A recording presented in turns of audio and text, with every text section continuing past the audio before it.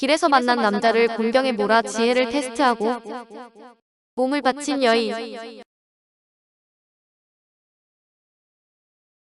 제기랄, 시골에만 틀어박혀 있어서는 초시벼슬 한 자리도 제대로 못할걸. 밤낮 글은 읽어서 뭘 하자는 거야? 정원영은 운막 같은 자기 집 안방에서 읽고 있던 책을 벼랑간 화풀이라도 하듯이 방바닥에 내동댕이 쳐버렸습니다.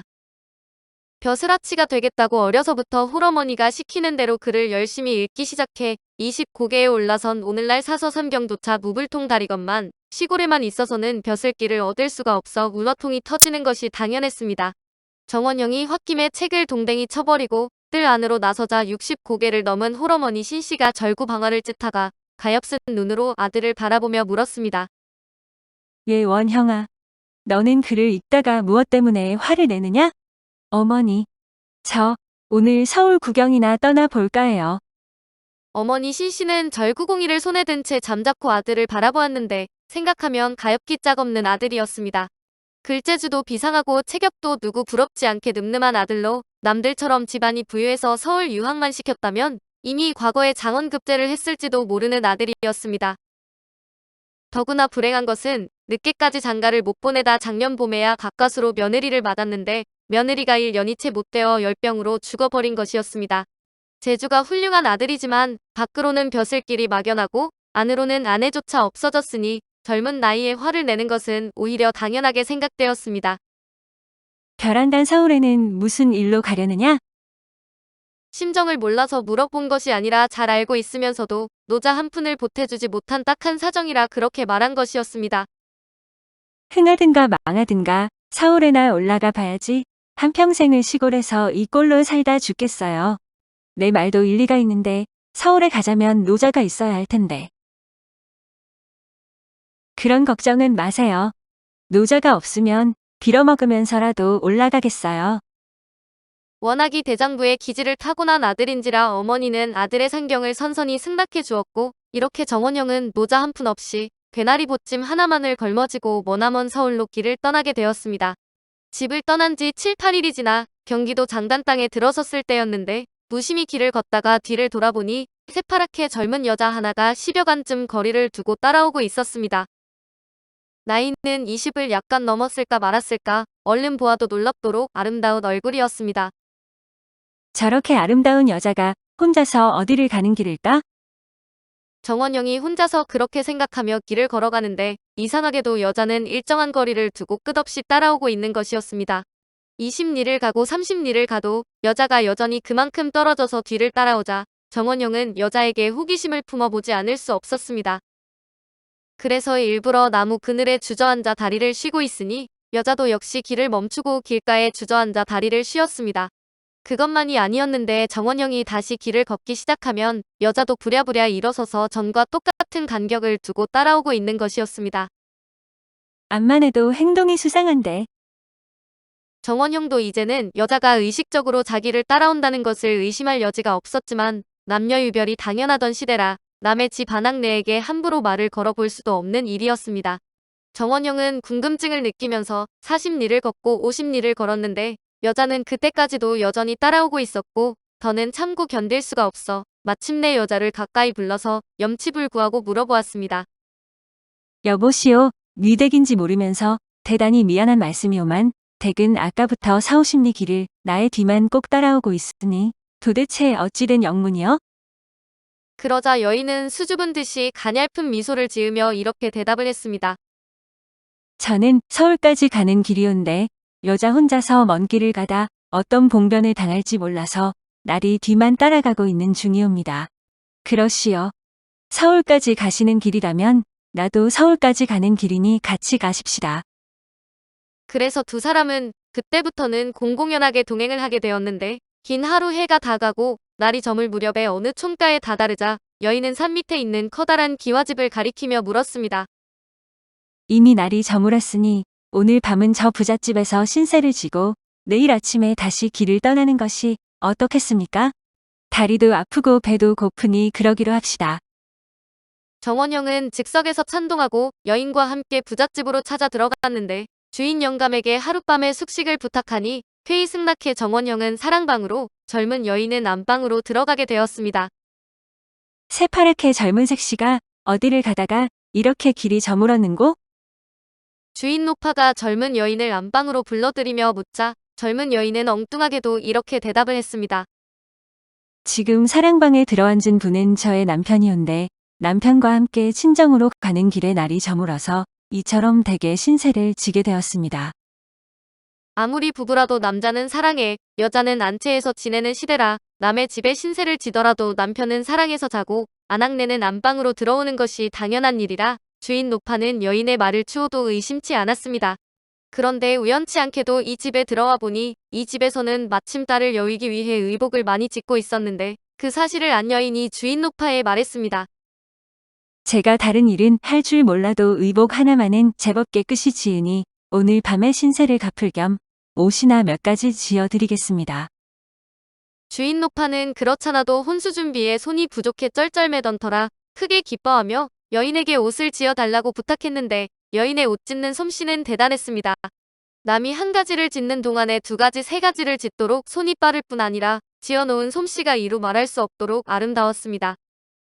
주인 노파는 하룻밤 사이에 바느질 솜씨에 완전히 반해버려 이튿날 아침이 되자 여인을 보고 말했습니다.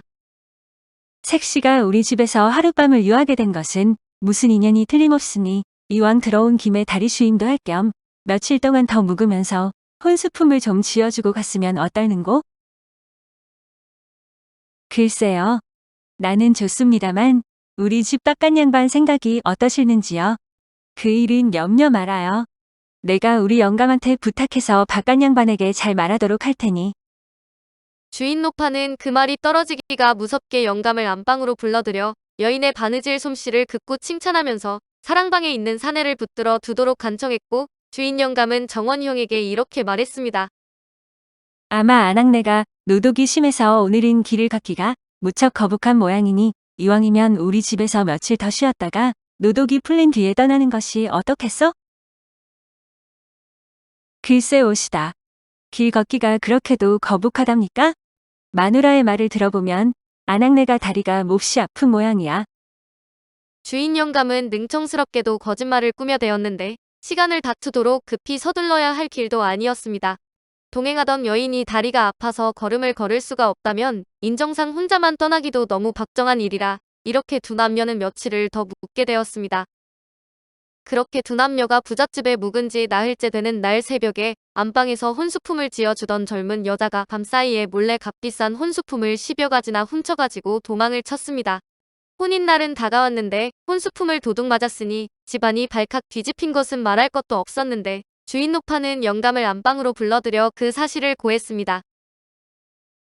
주인 영감은 그 소리를 듣자 노발대발하며 사랑방으로 달려가 정원영을 다짜고짜로 치기 시작했습니다. 이 죽일 놈 같으니라고. 내 놈이 우리 집에서 사흘 동안이나 밥을 얻어먹으면서 신세는 못 갚을 망정 여편네를 시켜 우리 딸의 혼수품을 훔쳐내게 했으니 이런 죽일 놈이 어디 있단 말이냐. 내가 만약 여편네로 하여금 훔쳐간 물건을 반환하지 않으면 너를 관가에 고하여 주리를 틀어놓을 테니 그리 알아라. 주인 영감의 노여움은 이만저만이 아니었는데 여인의 말을 믿고 그들 두 사람을 내외간인 줄만 알고 있었으니 주인 영감이 정원영을 보고 써스리 푸르게 나무라는 것도 무리는 아니었습니다. 영감님, 그게 무슨 말씀이십니까? 대체 어떻게 된 일인지 저는 영문을 모르겠습니다 그려. 이 능지처참을 할 놈아. 내가 내 계집더러 우리 집 혼수품을 훔쳐내게 하고 이제 와서 시치미를 떼고 있을 작정이냐? 정원영은 그제야 내막을 짐작하고 사정을 알아보니 동행하던 여인이 맹랑하게도 자기를 남편으로 꾸며놓은 뒤에 주인집 혼수품을 훔쳐서 밤중에 도망을 쳤다는 것이었습니다. 이를테면 자기 자신도 모르게 부부가 공모해 도둑질을 한 것처럼 되어 있었던 것으로 정원영은 기가 막혔으나 이제 와서 도둑년의 남편이 아니라고 변명을 해보았자 누명을 벗기 어려울 것 같았습니다. 그래서 이 일을 어떻게 처리할지 궁리에 잠겨 있으니 주인 영감은 살기가 등등해 져서 계집년을 당장 내놓으라고 호통을 쳤습니다.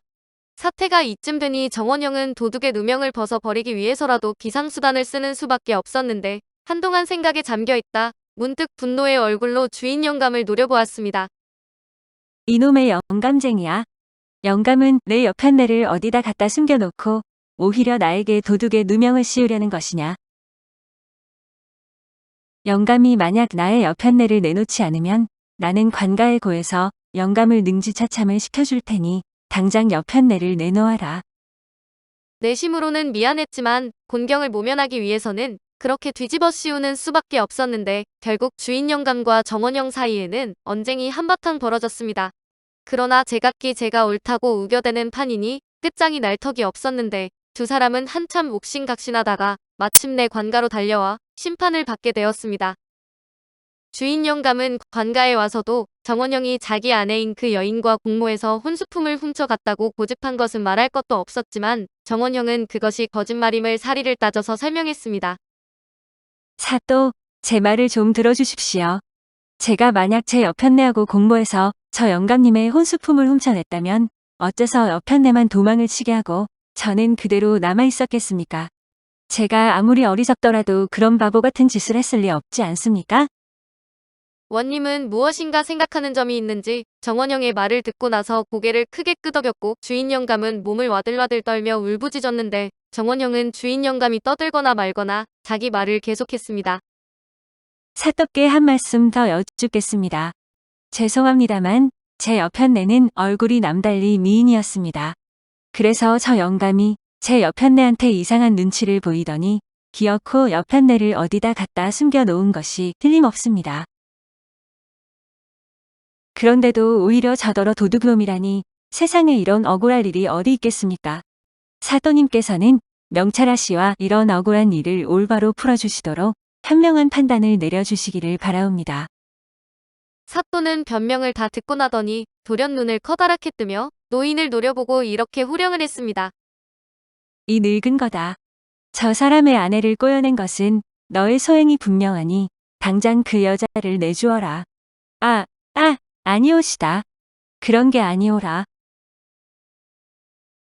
이놈아, 아직도 무슨 변명을 하겠단 말이냐? 지금 당장 집에 돌아가서 저 사람에게 그 여인을 돌려주지 않으면 반드시 엄중한 후환이 있을 터이니 그리 알고 썩 물러가거라. 추상 같은 후령으로 주인 영감은 꼼짝 못하고 정원영과 함께 관가를 물러나왔는데 억울한 생각을 참을 길이 없었던지 정원영을 보고 소리쳤습니다. 이 죽일 놈아, 내 놈이 남의 물건을 훔친 것만으로도 부족해서 이제는 나한테 색시 도둑의 누명까지 씌운단 말이냐. 영감님이 이제 와서도 나에게 그런 욕설을 퍼붓는다면 나는 관가에 다시 호소할 테니 그리 하시오. 영감도 그 소리에는 겁이 나는지 자기가 여편네를 숨기지 않은 것은 사실이니 어찌했으면 좋겠냐고 풀이 죽어 타협적인 태도로 나왔습니다. 내 여편네를 영감이 가로채지 않았으면 누가 데려갔단 말이오. 이 사람아, 그것만은 정말 사실이 아니네. 여러 말 말고 어서 내 여편네를 내놓아요. 세상에 이런 딱한 일이 있나? 없는 사람을 어디서 내놓으란 말인가? 정말 그렇다면 내가 돈 100냥을 줄 테니 그것이나 가지고 가게. 천만의 말씀.